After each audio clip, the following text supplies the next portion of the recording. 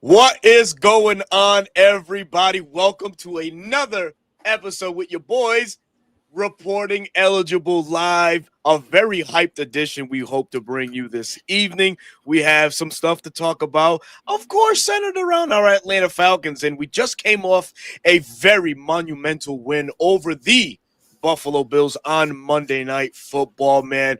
What a night it was in Atlanta, man. But bro, talk. How are you, my friend? How are you feeling? How are you feeling on this Wednesday evening, man?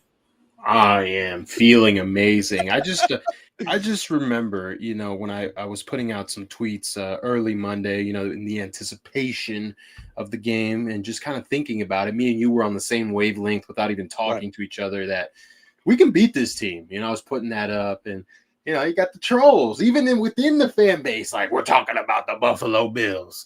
We're talking about the reigning MVP, Josh Allen. He looked like Josh Allen on Monday. There we go. Hey, man. And it just, I can't say enough good things. It needs to be improvement, but overall, a statement win where the whole world watched. That's what made it even better. The whole world watching was indeed in many facets of our game, man. So obviously all eyes on the offense, which shined. The offense came out and did their thing. The one thing that I appreciated on Monday night is the Falcons stuck to their guns, right? They went into this game and they looked at rankings, they looked at positional value, they looked at everything, and they noticed one thing. The Buffalo Bills are absolute cheeks when it comes to trying to stop the run. Hence the reason why they're almost dead last in the NFL. After this one, they should be dead last in the NFL, giving up a combined 200 yards by our everything all offensive maniac, Bijan Robinson, and of course, Tyler Algier as well. And isn't it something when Tyler Algier scores a TD, great things just happen for this Falcons offense. Same could be said for Bijan, and we got to hype that, right? This young man in the 3 years that he's been with the Falcons has been everything advertised. And the notion of, was he the right player taken at number 8? Severely should be a hindsight thing. This was the correct pick. He continues to prove that week in and week out. I don't know how much more we can glaze Bijan, but what do you feel about Bijan right quick before we go any further into the segment? But Bijan Robinson, to you, what is if let me break it to you this way. It's like, for me, Bijan is if you would have took prime Deion Sanders away from the Falcons in the early 90s, or if you would have took a prime Aaron Donald from those Rams defensive lines. This is how important this young man is to this Atlanta Falcons, not only culture, but to the Atlanta scene, to this Atlanta Falcon team. We have something to just relish over and just be in awe of Sunday in and Sunday out. But your thought right quick on Bijan, man. I mean, it just seems like, the word generational gets thrown out a lot nowadays, but it just feels like Bijan is truly a generational player, that next Atlanta Falcon great, right? We haven't had that skill player or quarterback since Julio and Matt Ryan, right? We've had Chris Lindstrom for quite some time, which he's been great. He'll go down as one of the great Atlanta Falcons, but when it came to skill positions, Bijan, it just feels like every year he has gotten better, which is crazy to say because he was already good as it was his rookie year. It's just he's improved his game.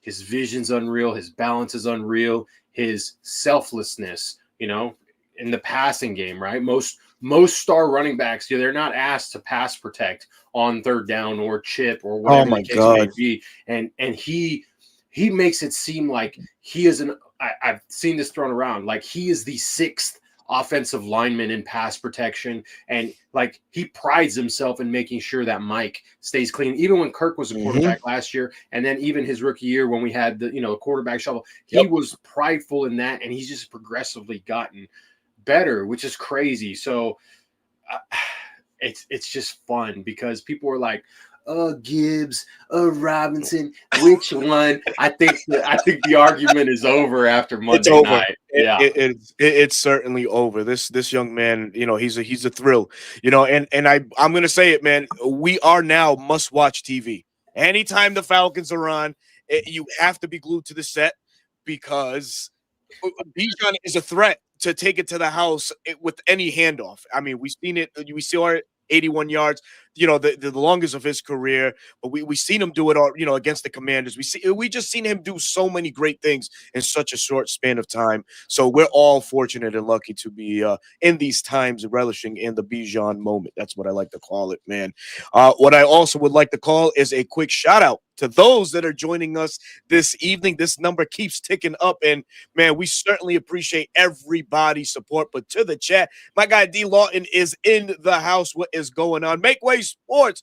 Yo, Sari and Tomlinson, what's going on, my brother, man? Hope all is well with you. Make Way Sports, another Falcon content creating group on YouTube. Make sure y'all hit the subscribe button on Make Way Sports. CJ Hill, what is going on, brother? Thank you for joining the stream. Damian Deuce, what's happening, man? We'll touch on this a little bit later in the segment, man. We'll touch on the preview with the San Francisco 49ers and another edition of Sunday Night Football for these Atlanta Falcons. Mike Reed, what's happening, brother? What's happening? My guy, Brendan, what's going on, bro? Appreciate y'all, man. Miss Lisa Shepard, how you doing this evening? That Benz certainly was rocking on Sunday night, man. Southside Ricky, what's happening? Eric, what is going on, man? Carrie, Bruno, Bro Talk. Nice haircut, Bro Talk. What a win for our Falcons on Monday Night Football. So proud of our team. Let's keep this momentum going and keep the win streak going. Get the W and San Fran Falcons, looking to secure their third straight victory in a row. Yes, how about that win? Oh man, Dirty Bird 67. What is going on, man? We didn't get embarrassed. That's a good thing. That's a good thing because we didn't crumble like the old Falcons. Everyone, right. I think I can speak for everyone. When the offense just could not get anything going, you just sat back and like, oh no, it's about to happen again. But they proved us all wrong. We all had that PTSD creeping up like we did, man. But guess what? There was a few moments, but I think the biggest moment is when Shaq Thompson undercut that would-be pass down the middle.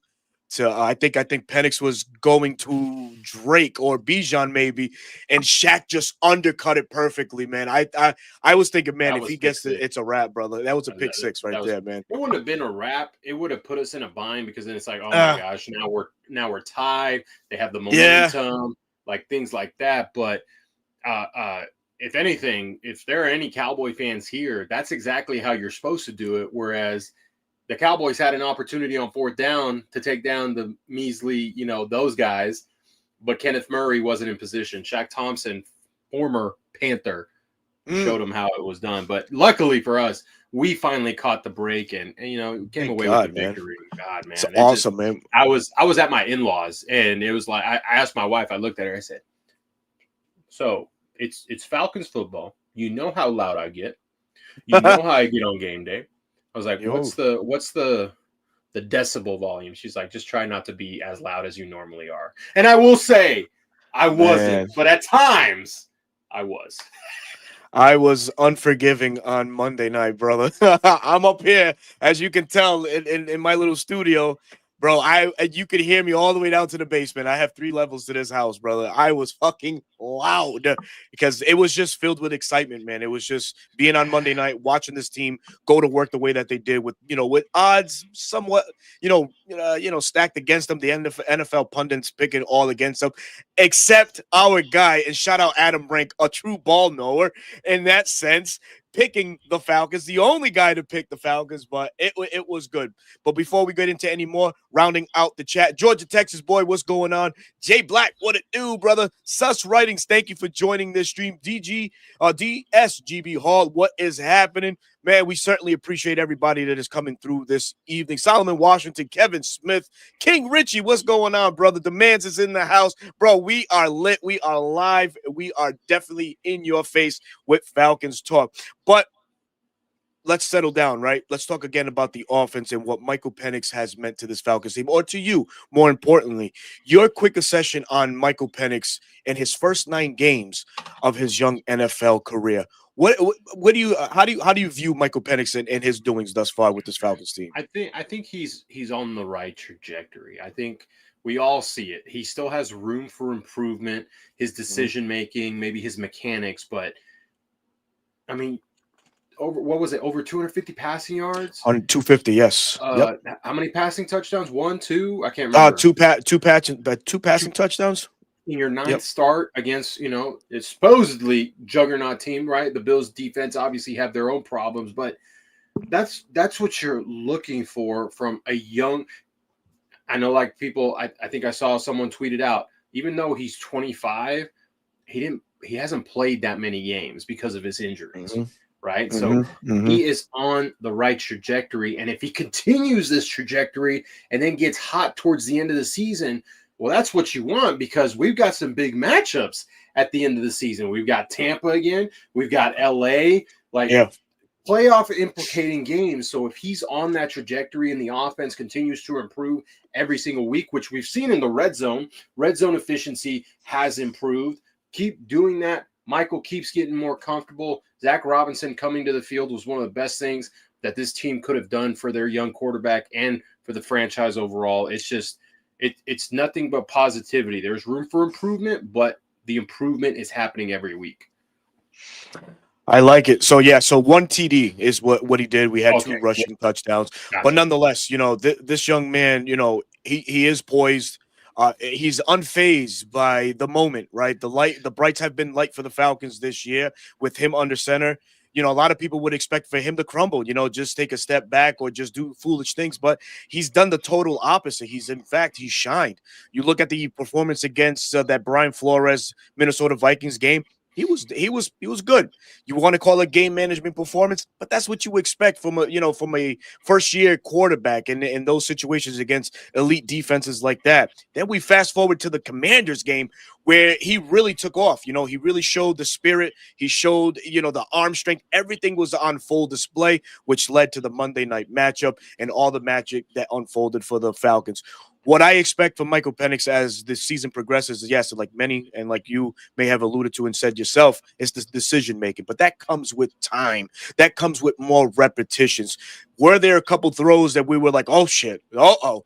Yes, there was in this game. But, the football gods were on our side and bad things didn't happen. So thank you, Papa Dios. Maybe we've paid our dues in the wrong way, that it's finally coming on the other way. I feel like we have.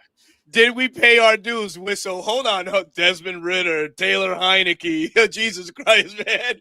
We have paid our dues, man, and not to give PTSD, like you mentioned, to the folks, but just a reminder, we're in good hands right now, and Michael Penix will continue to get better as the season progresses, and also the more defenses he gets to diagnose and see. So, while Monday night served as the pistol game hate, Dan Ovalsky was on commentary, so bad. Maybe it's a silver lining of some sort that, hey, listen, maybe Zach Robinson was on to something. And wanting to run the pistol, because obviously from that perspective, you get to see a defense in his chess matchup, his chess pieces move around. Maybe it's easier for Penix to diagnose things, a little bit faster and know where to pick and choose where he's going to go with the ball. I don't know, but needless to say, man, I only expect up from Michael from this point on. Yes, there are some tough matchups that are coming up. But I think the matchups that we've been going through, the elite defenses or the elite defenses. Let's just say like that. The Commanders have a good one. Buffalo did in Minnesota. It's gonna really just shape Michael Penix to be the professional that we think that he's gonna be. What have we said? You want to be the best, you got to go up against the best. You have to. And I don't want to hear none of this injuries. They're injured. So are we. Okay, but we overcame them. Injuries are part of the game. No one is ever truly 100%. Right. Okay. It's just a matter of overcoming those and making the plays when they matter. And that's what the Falcons have done 2 weeks in a row. Yeah, man. We have somebody in here that's not in shit. We got to highlight it, man. We got to put it on blast. Man, don't Here we start. go. Here we go. They bullshit. He's out here bullshit, but that's all right. Auntie Joy, she always puts him in his goddamn place. Thank you, Joy. Thank you for that face because he's over here starting. But no, Smitty Sports Machine, everybody is in the chat. For all of you that know Smitty Sports Machine, please go hit that man with a follow, like, and subscribe. Him and Chris are doing fantastic work on Tuesday nights. Make sure you visit A1 Forever and the Smitty Sports Machine on YouTube. But with the offense, we got to gloat and talk about this young, fast-rising defense for our Atlanta Falcons, man. This is, wow, what a 180 this team has done with this defense. It was on display, of course, on Monday night for the world to see. This Falcons defense is no flipping joke, man. They get after it, and they let you know that they're coming. And when they hit hard, as Josh Allen was recipient of a couple crash-out blitzes from the Falcons. And listen, it's a copycat league, and I like what Atlanta was doing on Monday night, confusing Josh Allen in certain sets. And I look to the Sunday night loss where the Patriots kind of did some similar things to Josh Allen, overloading one side. That's something that he struggled with thus far this year, is the overload blitz primarily on the left side. Atlanta was able to capitalize on it with a D. Alford and Divine Diablo sack, and amongst other things that this defense was able to do. The line of scrimmage was in control by Atlanta. We held James Cook. Josh Allen was a shell of himself. But what can this Falcons defense actually get better as the season's going on? What's missing, do you think, going forward from this Falcons defense? So the crazy thing is we're generating all this pressure, right? And it's mainly because we're blitzing, we're sending 5, we're sending 6 at key times, right? So it's getting pressure. Like, a lot of these young guys still haven't fully unlocked their pass rush. And once we do, and we only have to send 4, and we can get to the quarterback, that's like the ultimate defense right there. And what's the stat, right? We're the number 1 overall defense when it comes to yards. We're 4th in EPA. The only 3 above us are the Vikings, the Texans, and the Broncos. Hello, those are elite defenses. I called us elite after that game, and I'm sticking by that because we are. And so for Jeff Ulbrich, it truly feels like we're marrying Raheem's vision with Ulbrich's vision, but then Ulbrich is also picking from other defensive coordinators and implementing it. Just so you know, that specific play you talked about, I had to rewatch it probably 10 to 15 times because I'm like, I don't get, right? I'm not an NFL quarterback, but if Josh Allen's feeling the same way, imagine what an average Joe like myself is thinking looking at this coverage. I'm like, what the heck are they doing? It was a simulated pressure, but it wasn't a standard simulated pressure. It was an overloaded. I finally found it. There's an account on Twitter that does really good work. He's an Eagles creator, Honest NFL. If you haven't checked him out, if you love, if you love coverages, all that stuff, he puts out great work. It's called Sand Dune Right, something like Do Sand Right, something like that. Okay. Yep. Where those specific players, Caden and AK, drop. And they have their responsibilities, and it's like a rotation, and they overload it because Josh checked the protection. I don't know if you remember that. He did. He was checking the protection. Yep. It slid left. It slid left to the correct way. But what's so good about that play is Jalen Walker and Rook stunted inside and ate up the guards in the center. Well, what's his name? Dion Dawkins is out on the edge with James Pierce Jr. Now you got 2 free rushers, and kudos to James Pierce holding that edge and not trying to cut back inside. He did his job. So when it was so funny to see when Josh spun, he was like, oh, there's someone right in my face. And then all 3 of them took him down. It was just a masterful thing. And, I talked to Damsky about it, and Damsky's like, Damsky the GOAT. Damsky's a great football mind, and he's he's a coach and all that, so he sees this stuff and he reads about it and he studies it. He's like, I don't understand, like, if that's the case, because I'm like, dude, this is what I saw. That's a Mike McDonald staple. And he's like, usually defensive coordinators, they like to stay within their tree, right? Ulbrich is a Salah guy. He's what's that one Seahawks coordinator from back in the day before Dan Quinn? What was his name? Oh my God! Not Chris Richards. Richards. I forget his name, but he falls under the Dan Quinn, right? The cover 3, soft. Hey, let's close middle of the field close. it feels like Jeff Ulbrich is okay doing the Oh, copycat league thing. he was our defensive coordinator too. Is it Richards? Gus Oh, the Bradley guy. in the chat. Thank you. Gus Thank Bradley. you. Okay. Thank you, chat. Jeff Yes, Ulbrich is a Smitty Gus Jones. Bradley Appreciate you. guy. Yep. Okay. Javi. So when you look at that and you like, that's not something Gus Bradley would do. That's something Mike McDonald came up with. And so to see like that potentially Jeff Ulbrich looking around the league and seeing what's working and let's implement it in our defense is huge. Yeah. It's huge. It is. It really is. It just makes it exciting, right? Because things like that happen, and you make a reigning MVP look like a rookie. Yeah. You know what was also impressive is the line, the formality of the line that evening, right? We were seeing names and everybody's pointing to Sam Roberts, right? Oh, This he had a man great game. had a great game. This is a guy that we picked off a waiver wire just a few weeks back. You know, we put him on the roster. He comes from that New England Patriot pedigree there. I think he's been with the Carolina Panthers as well. But what he was able to do on Monday night, man, fed families because that entire defensive line benefited, right?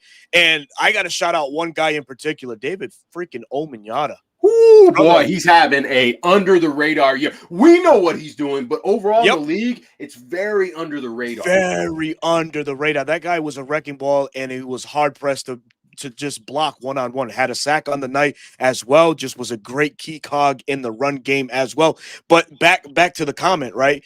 But what do we notice with the Falcons on Monday night? They went heavy rotation on the defensive line. We saw more Sam Roberts. We saw all of David Onyemata. We saw all of Zach Harrison. We seldom saw Brandon Dorless in that one. And I don't know if you picked up on this, but Brandon was, just relegated to the third down packages. And he was playing edge, or he was playing five technique in certain sets. Like the base and stuff. And the base and stuff like that, right? So it's like, shit, are we this deep in rotation? For the Falcons, what a beautiful thing to talk about. And oh, by the way, Taquan Graham's coming back. LaCale London is getting healthier.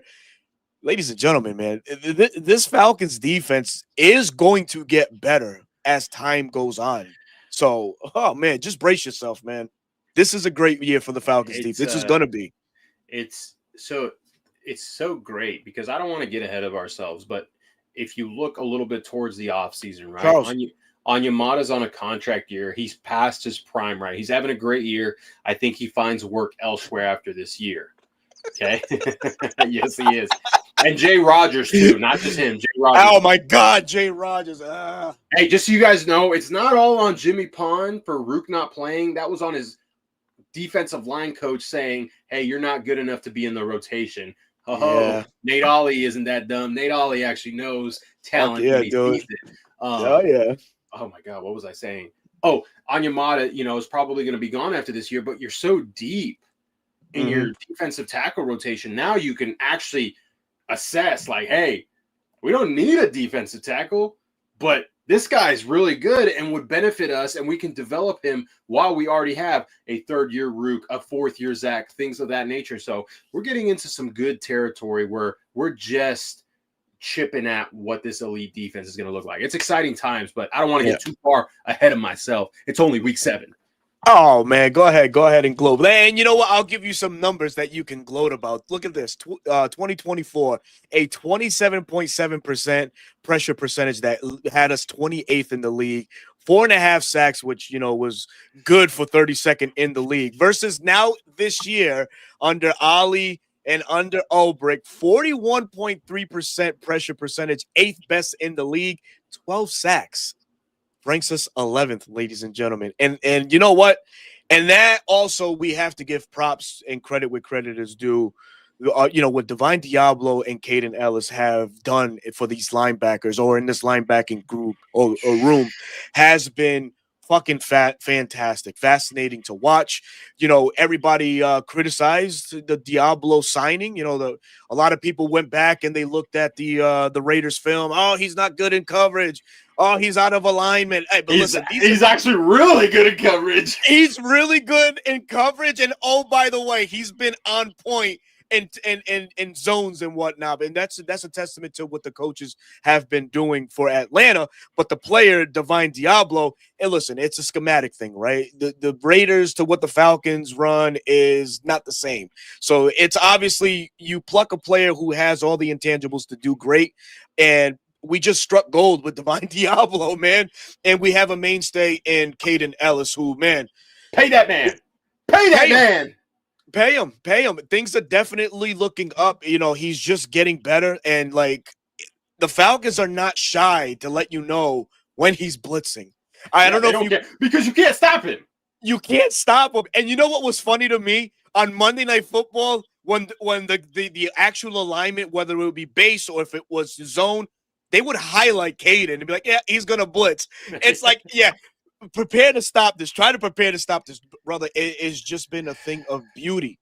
And look, somebody saying it in the chat right here. This could very well be our version of Zach Bond for this defense. And you know what? I got to give credit where credit is due on this one. Great comment. But I've seen this. Shout out that young man Avian too, because he puts up some great Falcons content, and he was one of the first ones to make that connection. But Full Metal Jacket, we appreciate that, man.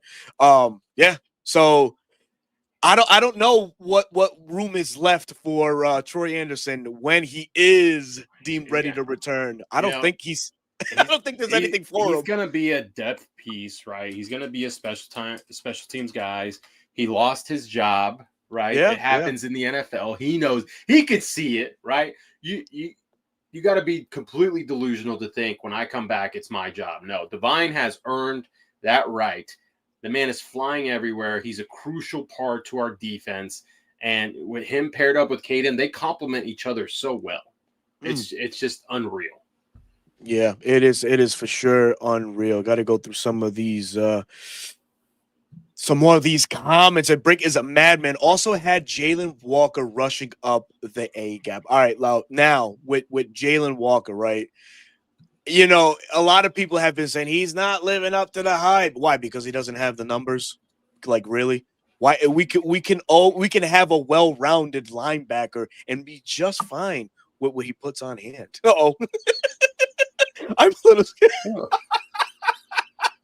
Why are you putting that in the universe? Bones, Bones has to go in timeout. Come on, Bones. Get out of here. But yeah, you know, the Jalen Walker, you know, we started to see some of his range, or what should I say, you know, some of his flexibility along the defense at the linebacker. And it started, I take it back. It started against the Commanders. And I think you had pointed it out and how they were using Jalen in that one, hovering over the tackle, lining him up on the outside, sending him through the gaps. And then this one here, it mimicked it. You know, he was doing a lot of great things. They put him on the edge a lot. He was solid in the run game. Like he had some good moments. Do not run outside zone at Jalen Walker. Cannot. Do you know how many times he sees it at practice? Do you know God. how good he is at anchoring and making sure you don't reach his outside shoulder? Like, come on. Yep. For a guy of his stature, which he doesn't, by some, he doesn't have the prototypical size of an edge defender. Dude, he makes up with the stoutness, the speed, the bend, you name it. He's turning into a complete football player before our very eyes so quickly. He is he is moving in the right direction, like you would want your rookie. You know, eventually he's going to be the full-time starter, and if he continues this trajectory, he's going to be one of the greats. Because yes, you mentioned it. A gap. He was lined up on the same side as JPJ, which was awesome to see. 11 next they were to both standing up, man. Yes, that was awesome to see. And then you had a fire zone, a cover 3 fire zone, where he and Caden swapped responsibilities, and he was walling off that shallow crosser. He was spying. He beat Spencer Brown on a pass rush on the D. Alford interception. He beat him and put pressure on Josh Allen. Yes. It's coming together for him, and a lot of people are like, he can't play edge in the league. Oh boy, do I have news for you. You know, me and you have both said it. You know, this wasn't the pick that we wanted, but right now he is proving us wrong, that he was the correct guy to take, because he is moving in that correct direction. Absolutely, man. And somebody that we need to get back on track is unfortunately Jesse Bates at the moment. And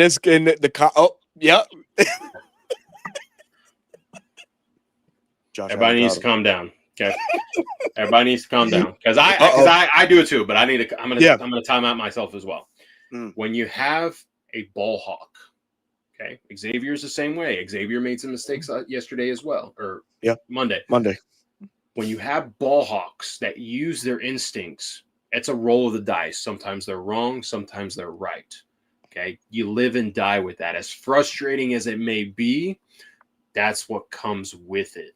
Jesse has always tried to make the play, and Ulbrich is giving them their freedom to make plays on the ball, whereas Jesse was constricted in previous years to do a certain thing in the defense. So I get it. It's frustrating in the moment. Jesse knows when he messes up, he goes. But Jesse on the back end, understanding offenses, talking to everyone.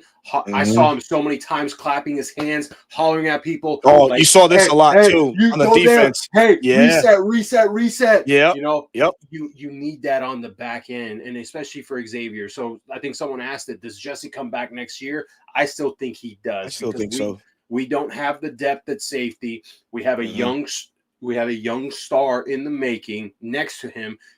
And Jesse can play his traditional strong safety position, more in the box, more free roaming, and then Xavier can play up top. So I get it. It's frustrating, but hey, you live and die by it. Yeah. You know, I think you summed it up pretty well. I think, you know, Xavier right now is benefiting, you know, from Jesse's lack thereof play this season so far. But you know, Jesse's a consummate professional, and he'll round out. There's gonna come a time where he makes that pick that we're all used to, and he's back in our good graces. So or peanut punch, you know, he's good about exactly, punching at the ball, right? absolutely. Yep. Oh, did you bring one up? I was just showing Bones Okay. comparing us to the Eagles and, you know, how they build their depth and their defensive line. Ooh, it looks like they need more depth. If anything, we have the better depth of the two teams this year. Man, hell yeah. My guy D Law with the beautiful message for you here, man. Bro Talk is a legendary ball knower. That's coming from D Law. Let's address this right quick. Thank you, Auntie Joy, for this question here. What about our wide receiver core? There's a lot of little rumblings going around the league. You know, Jalen Waddle, Adonai Mitchell.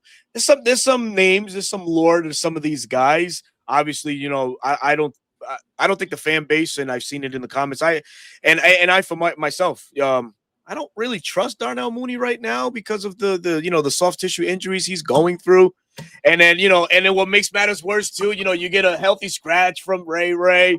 Like, what's going on with this Falcons wide receiver room, man? Draco can't do it alone. He needs a, you know, he's the Batman. He needs a Robin type shit. So, what do you see the direction the Falcons going in this wide receiver room? Uh-oh. Just kidding. Ray, his scratch was by design, right? I think so. Yeah. It was by design. And a lot of people like myself, I thought maybe Ray got in trouble. There was some rumors circulating that he went out and partied the night before the game, but all NFL players do that. Sure. You know, maybe that's not the case, but if you looked at the formations, they ran a lot of 22. They ran a lot of 21. They were using Tyler and Bijan on the field at the same time because Bijan is such a threat. 22, right? Two tight ends, Charlie Kyle on the field with Tyler and Bijan. So those kinds of things will continue to happen based off the matchup, right? We knew the matchup. We wanted to keep Buffalo in their base defense, right? Because they do have an elite nickel, keep the nickel off the field to allow Draco to go to work. And it worked, right? He put up career numbers. Now, going forward, it'll all be matchup based. I think Ray's activated once again. Darnell Mooney, yes, he's just having one of those years where he just can't stay healthy. Sometimes players have that. Last year, he gritted it out all year. And, you know, he came up short of 1,000 yards. But a lot of people have asked me, do I think a trade happens? And I know everybody's clamoring for Nick Nash. He ain't there yet, or else he'd already be called up to the roster. I'm just letting y'all know. David Sills and Casey Washington provide you huge upside in the run blocking game. They were blocking their tails off. Now, we can't continue to have games where Drake London is the only person catching balls, right? The defense will just hone in on it. But if you think about it, Penix hasn't been throwing to Sills all that much. Penix hasn't been throwing to Casey all that much this year. The chemistry isn't there. He had the chemistry with Ray and Darnell through not even Darnell through training camp.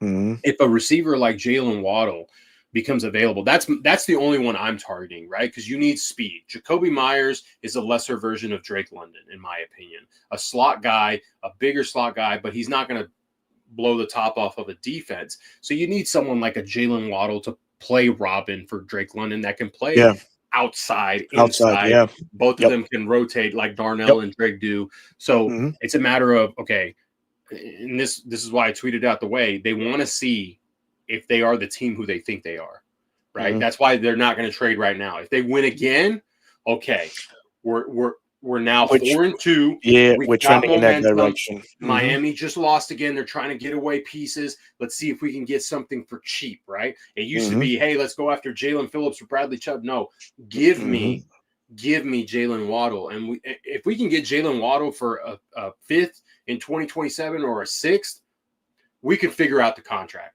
We can figure that out. There are ways, Terry works his magic with contracts. Hey. And then next year, guess what happens? Contract, more cap space. I think I'm getting a delivery. Uh-oh. And it's not pizza, it's DiGiorno. It is pizza. It's pasta. Pizza pasta. Jesus Lord. Pizza pasta, everyone. That's what we get tonight. 60 grams of protein, people. 60 grams of protein, brother. You should not be hungry until tomorrow night with 60 grams of protein. I'm gonna wake up and be like, what's for breakfast? Maybe that's why I can't lose weight. I'm just saying. Anyways, hold on. We just have to thank God it's not a mango tahini treat that you received. Why can I not enjoy a mango tahini popsicle that my wife brought me? Because it was super sus the way that you enjoyed it. No, it was only sus because you said something. You said something. It was fine until you said something. Oh my gosh. Anyways. That was good, man. W wife is correct. That's true, man. Shout out Mrs. Bro Talk, always coming through with the delicious food. But at home. If going back to Jalen Waddle, if you have the opportunity, there are other teams clamoring for him. The Patriots, the Giants are one. There are other teams, even Pittsburgh, right? They're looking for to add talent to the wide receiver room. And I think we can because Darnell Mooney's contract isn't super expensive and he's going to be the last year of his deal next season. So, yeah, man, it all matters on winning on Sunday night. Yeah, and I think Miami's selling high on Waddle. I think we've seen it through X. They're rumored to want a first-round pick, which he's not worthy first for that contract. Man. Yes, sir. No. You gotta look, man. It's there. I mean, obviously, there's questions, right? Is it a verified account? Because nowadays, anybody wants to throw out info and be like, "Oh, I said it first," or "This is what I heard." No. It's let's lean and learn on or listen to the more verified accounts because they matter. They absolutely matter. Sid Johnson comes in with one. How do y'all feel about Pitts? Honestly, I love him. Great athlete, but he doesn't fit what we're trying to do. No point in paying him when there is plenty of other guys who can do what he does in that role for cheaper, even though I would like to keep him. I think Pitts this year is becoming a all-around tight end. You're seeing his blocking. His blocking has just elevated. Kyle Kroger really dug his feet in with Kyle in training camp, and obviously as the season is progressing, making that a real focal point for him.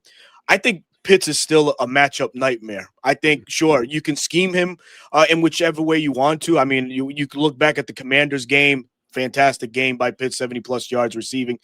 It's not about the numbers all the time. You got to look at the little things, and those little things do matter. Like everything he does in the run game, the blocking assignments that he may draw from time to time, just being that outlet when the call matters for Pitts. I think that's what he's leaning himself to be. It's just a well-rounded tight end. And you got to also remember, he's still 24 years of age. He's still super young. He's so young, right?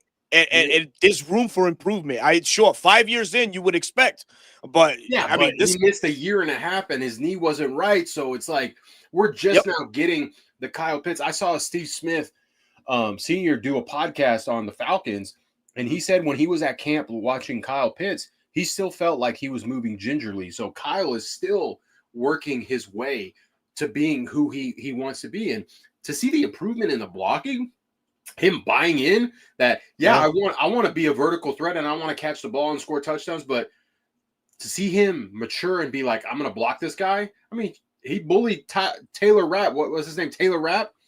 And Taylor he's Rapp, going up safety. against some edge defenders and cutting them off. Like, we like what we see. Now, of course, you do have to look at the asking price. You never know with players, right? Players want to make their money, but sometimes it's about staying with what they know and the culture that Raheem has built, the relationships he's built with Michael. You never know. He may take a cheaper deal just to stay in Atlanta, right? He's got a kid. Sure. He's raising in Atlanta, right? Mm-hmm. You just never know with these things. But right now, the way it's going, I would like to sign Kyle Pitts to maybe a 2 or 3 year extension. That way you can say, hey, Kyle, you stay here for another 2 3 years. You're still under 30. If you're still playing, you can hit the market again if you would like. Those are the way you negotiate those types of things where he could be like, okay, yeah, I feel like I can do more here in Atlanta. This is very valid. Buffalo was doubling Pitts in certain alignments, so it was to their defense, but for our scheme as well. Buffalo knew what was in store if they didn't limit Pitts, because Matt Milano not being there, Shaq Thompson obviously not being able to run stride for stride with Pitts, I don't think. And then you have the back end to that defense and Taylor Rapp, who he's a mismatch with whomever you line up against. It doesn't matter who it would have been. I think Buffalo just played it right. They just played it safe. It's just, it just left the door open for London to just do his thing, his absolute monster balling out game that he had, 140 plus receiving yards that night. So, it's very valid what you say, Georgia, Texas boy. Very, very valid, man. We're coming up on the 40-minute mark, and we have to put this one in the rear view, man. Yes, to summarize it, it was a much needed win for the Falcons, if you want to call it that. It's a victory that we needed to show the fan base, the NFL, that this Falcons team is for real and we're legit. We're going to be something to be reckoned with as time progresses. We can for sure put that fluke game week 3. Won't mention the opponent. We all know who it was, where we didn't do anything. We're so far better than that time. This is the Falcons game for sure, man. This is the Falcons team that we all have envisioned. Right. This is like we're seeing it unravel in front of our eyes. And that's why you and I spoke so positively before week 1 leading up to the season. Like, no, this team is different. Things are going to be happening. And then, again, maturity from the team. Week 3 happened. You put it in your rear view. You don't even look at the film because you say that wasn't us. We don't know who showed up. Let's focus on this week. And yeah, it's time to put Buffalo. Yes, it was a great win, but guess what? We got San Fran, a familiar face. We're going to his house, and we got to handle business. Ooh, man, San Francisco 49ers, man. That is the matchup on Sunday Night Football. Falcons doing the West Coast trip. First and foremost, man, going to the West Coast for any team on the East is troubling, right? Internal clocks are messed up. Trying to get acclimated to the time for a short period of time is something, to be reckoned with. But San Francisco, man, a team that has been absolutely derailed by injuries, Brock Purdy, who may be coming back this week. George Kittle, another player who may be coming back this week. But you look at their offensive stars or playmakers, Ricky Parcell. I don't know if he's going to play or not, but Brandon Ayuk still non-existent within that team. But then the biggest blow happened on Sunday, where the heart and soul of that defense was just absolutely gutted in Fred Warner. Now, Fred Warner, another elite player, in conversations probably this year for Defensive Player of the Year. He is just that good. This is a guy that only missed one game, due to a hamstring injury. I can't even tell you when it was, but it's damn near close to a perfect resume for Fred Warner. But the Falcons have to travel there to San Francisco to take on the 49ers. Kyle Shanahan led San Francisco 49ers. And before we go any further, listen, everybody says, oh, it's Kyle Shanahan. It's Kyle Shanahan. Listen, man. Yes, it's Kyle Shanahan, but Kyle Shanahan is not the same coach that he was 10 years ago, nor are the Falcons the same team that they were 10 years ago. Oh, hopefully they are, because obviously we made it to the big dance. But I Shanahan is who he is. He's a wizard. He's just an offensive genius, right? He's very challenged. He stands a tall task trying to get ahead, or get into this Falcons defense. But Botalk, to me, and I don't know if you can agree, this game just has the makings of a trap game. Trap game for them? For the Falcons. It's a trap game for the Falcons. I look at the situation with the 49ers, a team losing their best player.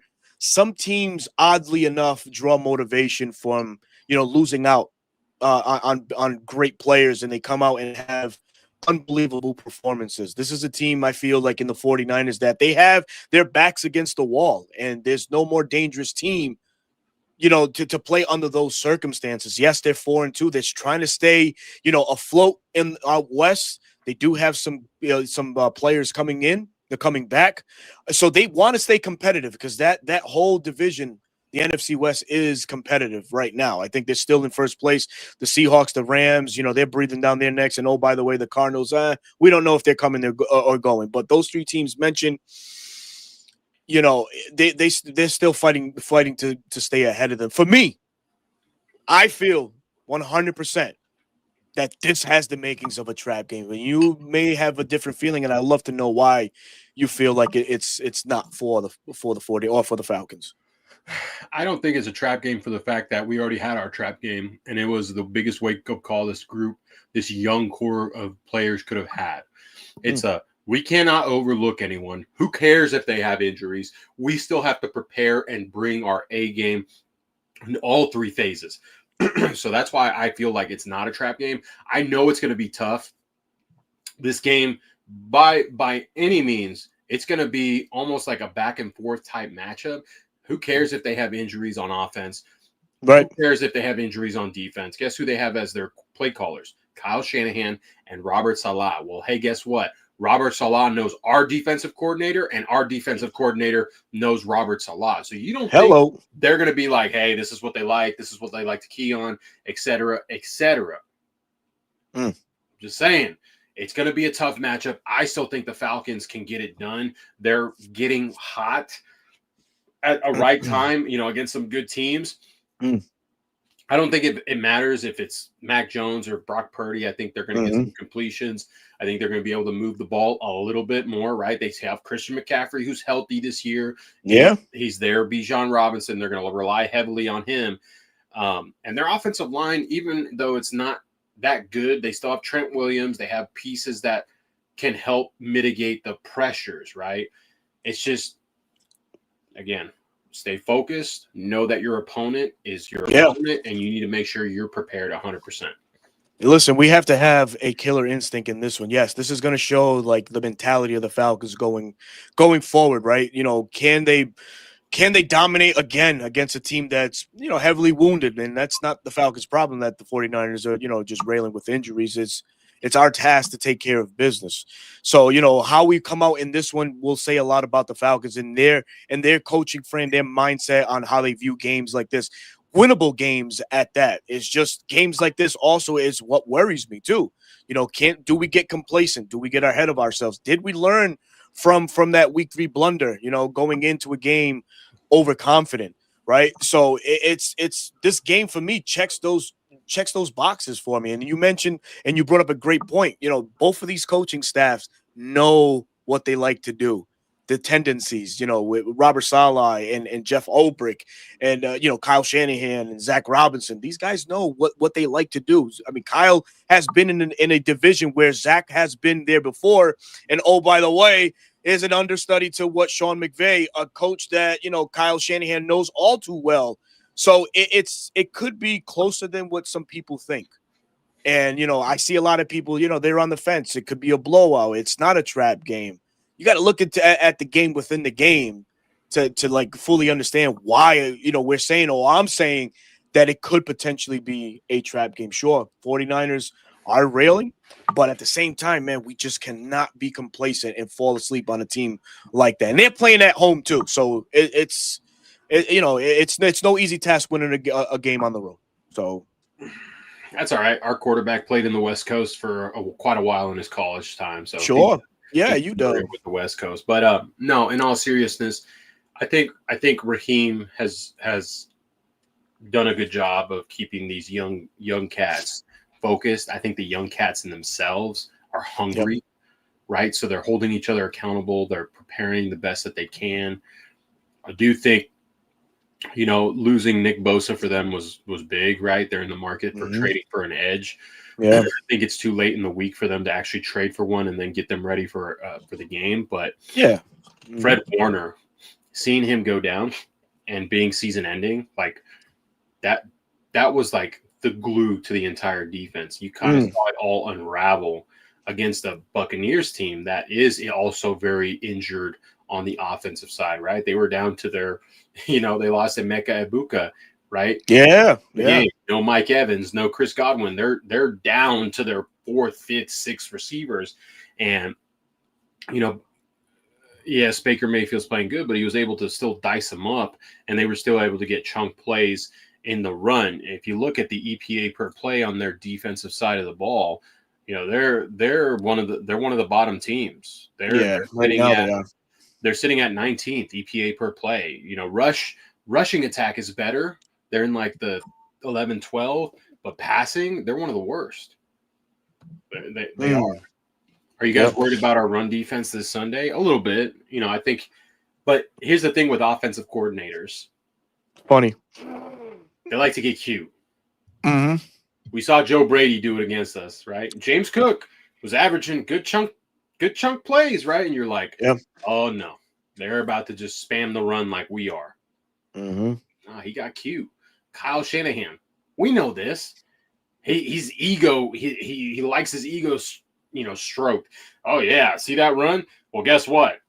I'm gonna throw it on you now because you can't stop me there either, right? When it's like a 3rd and 1 or 3rd and 2. And you have Christian McCaffrey. So I think our defense is going to have to fire on all cylinders. Yep. They're going to have to force a couple turnovers, maybe punch the ball out of someone's hands, intercept it, get one of those intercept. Maybe Divine Diablo gets his first of the year. He's been this close. Yeah, man. Times.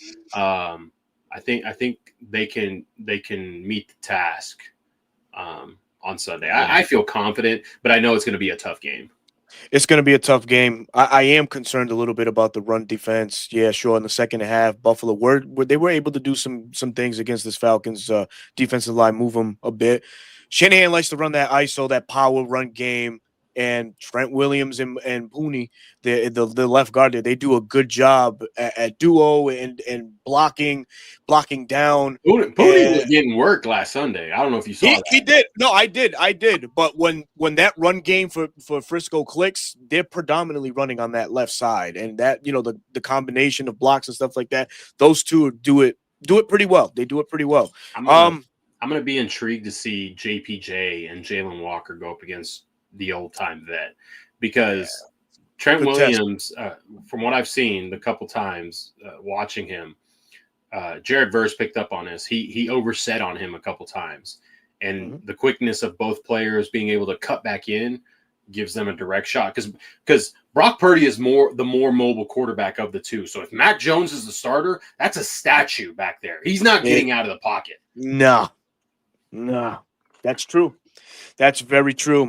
Any concerns with Kendrick Bourne and his recent, just takeoff at the receiver position, especially if George Kittle does come back? Obviously, you have to respect the vet. He's going to command some attention, right? And whether that be with Divine, whether that be with Jesse, who knows?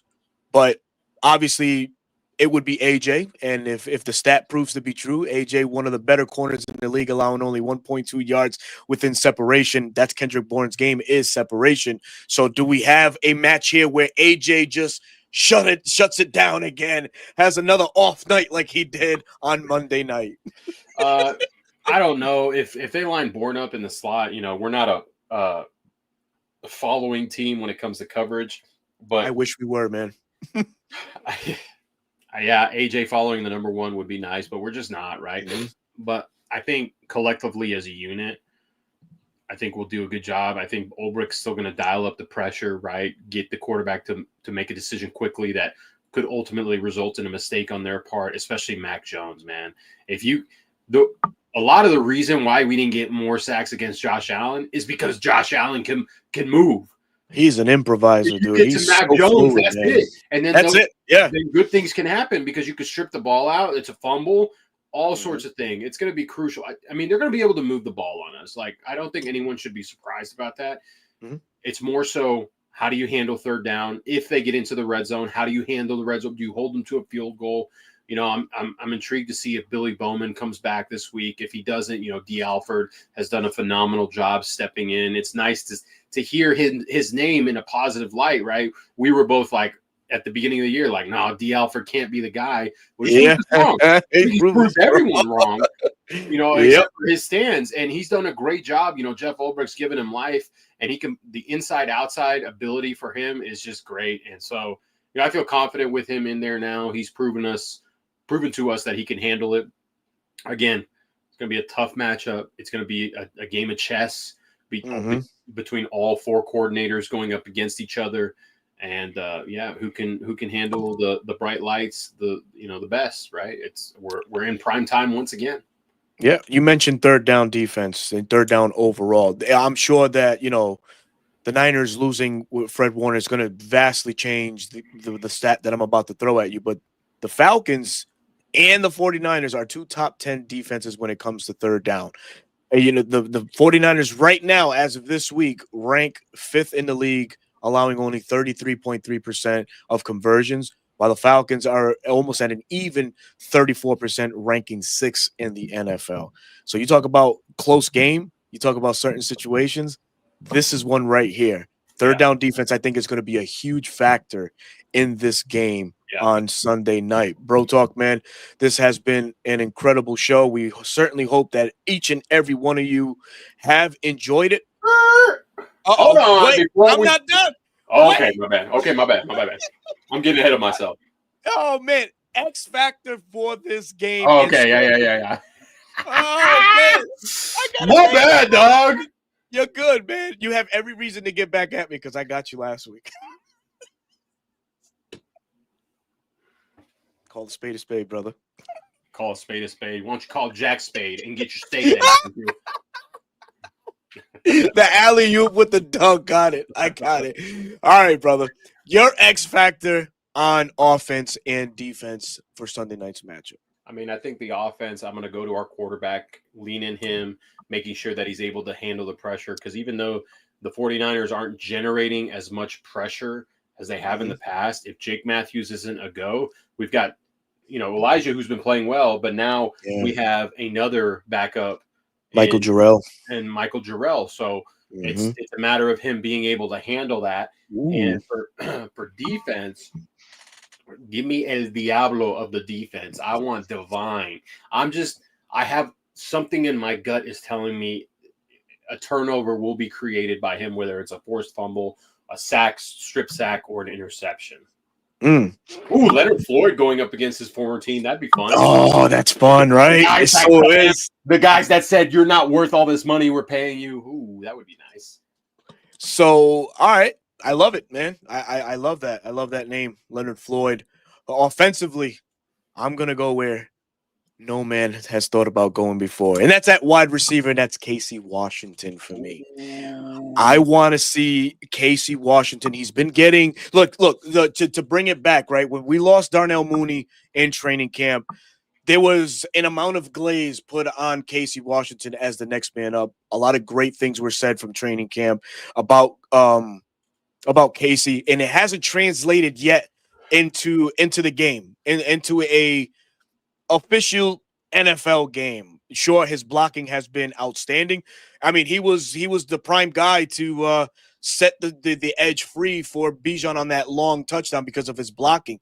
But I want him to go away from the blocking, and I want him to just show the connection he had with Michael Penix last year. Mhm. If there's anybody that has chemistry with Michael Penix, is Casey Washington. I need to see that on display on Sunday. We don't know the status of Mooney. We don't know the status of Ray, but Ray's kind of been non-existent in this offense as it is. So my X factor going into Sunday night is Casey Washington on the offensive I side. like it. On the defensive side, I'm gonna go towards Jesse Bates. I need it. I need one from Jesse. I need an into. I need a. Oh man, I need a. I need one of these going into the end zone. Ooh. I need a pick six, baby. I need one of those. He needs to break one. But you know that's my take. I'm going with Jesse Bates on defense, and I'm going with Casey Washington on offense, man. And I'm praying for the young man to have a great game, because if coming out of this game, the only receiver to produce, rightfully so, is Drake London, we got to have some serious conversations about wide receiver number 2 going ahead, especially if we continue to pile up these wins and with the matchups that are coming up. So those are my 2. Score prediction. What do you got, amigo? Score prediction. I've got my Atlanta Falcons coming away with a 3rd straight victory in not dominating fashion, but I think comfortable fashion. But the final score is Falcons 27, 49ers 20. Casey got butter. Hey, leave the man alone. He's gonna get it. He's gonna get it, man. Got to show faith in the young man. You said what now? 30 what? 30 to 27 to 20. 27 to 20. Falcons. Falcons? Okay. All right.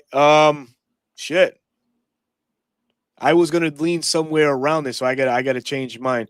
So I'll go 24-21. I'll keep it relatively short. You know, even though with everything that happened to the 49ers against the Bucks, you know, they almost put up 20 points. Bucks obviously put up 30, won the game. I think that they're gonna move the ball in Atlanta, but I see this defense coming up with some big stops. I'm gonna call it, man, 24-21 Atlanta. We get our 3rd straight victory on the road. Absolutely. Woo! Going 4-2 into week 8. Oh, don't look back behind your shoulder, Buccaneers. Don't lose on Monday night. That's all I'm saying, bud.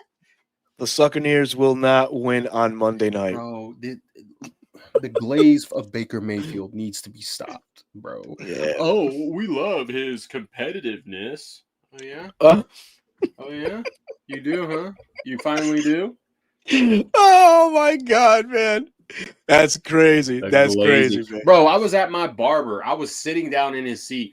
He's like, yeah, man, Baker Mayfield's a dog. I really want Baker Mayfield. He's a Cowboys fan. He's like, I really want Baker Mayfield on the Dallas Cowboys. I was like, brother, he's not even better than Dak Prescott. Dak is actually going to win the MVP on our lesser team. Like, come on. 30-17 Falcons? Yeah. Bro, I want you to tell the streets we're back. Absolutely. Yeah, this one, man. Look at this. Casey is Brucey from The Longest Yard. Come on, bro. Don't do him like that. Casey, hey, if you're watching, brother, I know you are. Don't listen to him, man. Prove him wrong. Oh my God, okay? that's a good hey, you know comment. What? I'm gonna remember this comment when he goes for a 70-yard bomb. We'll see. Oh man, but no, it's been a great show, man. Thank you so very much, everybody that came out and supported us this evening. Yes, we came on at 10 p.m. You know, life does life, and we have a 10 to it too, man. But we'll be back to our normal schedule routine maybe next week. We'll see. We'll keep you in touch. We'll keep you in tune to see what's going on. But Bro Talk, please tell the folks where they can find you. Oh, you already know what it is. Short form content, YouTube, Instagram, TikTok, all at Dirty Bird Central. You already know. Film breakdowns is primarily content I'm pushing out now. Short, talking about plays, singular plays here and there. I should have ate that popcorn. I can't fucking focus. Anyways, if you enjoy short form content, I post them all 3 there. I haven't, life's been busy. I really want to push out the full all 22. Hey guys, work with me. But at BK2 still on Twitter, daily tweets. If you want to know my thoughts, if you want to interact, I'm sorry if I don't reply to your comment. I get busy. Sometimes I get flooded. Hey, you know what? Hold on. I got you, bro. I Pull got you. Pull up my picks. Pull up my picks from this week. Go ahead. What are you? No, go ahead. Are you going to my Twitter? I can do so in just 2 seconds. Hold on. Do. Don't.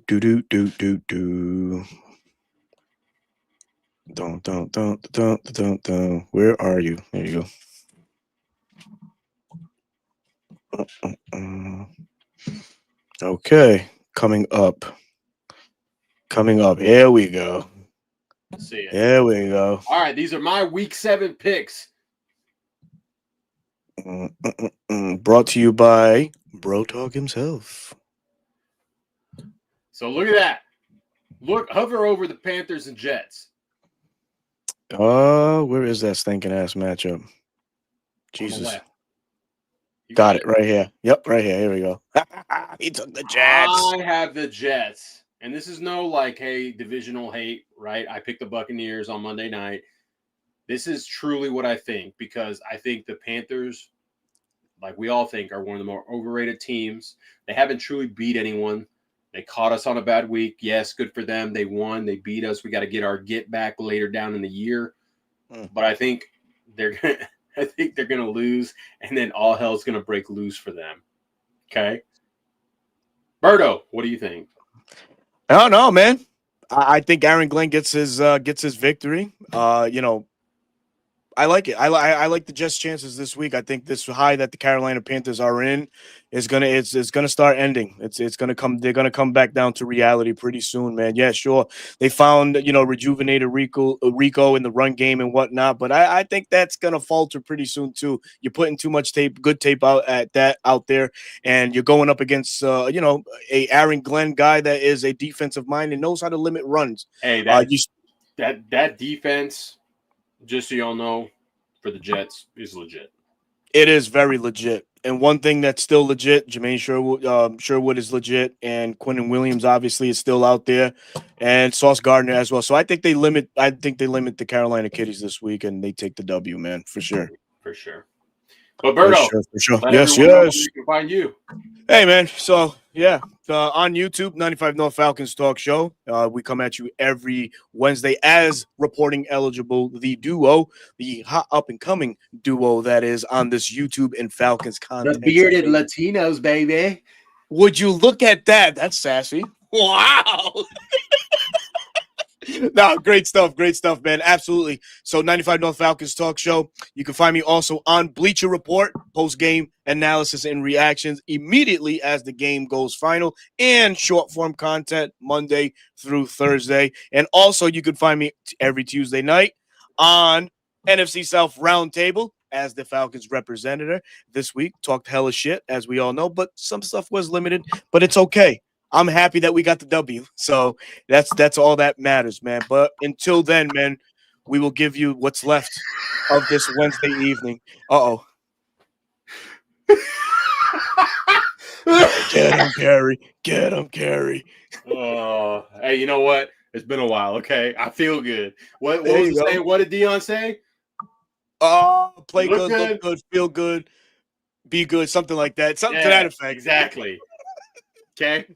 Legendary. Bro Talk doing his best Dion impersonation with a great haircut. But until then, man, we will catch y'all next week. Hope you guys enjoy the rest of your week. Rise up, Falcon fans.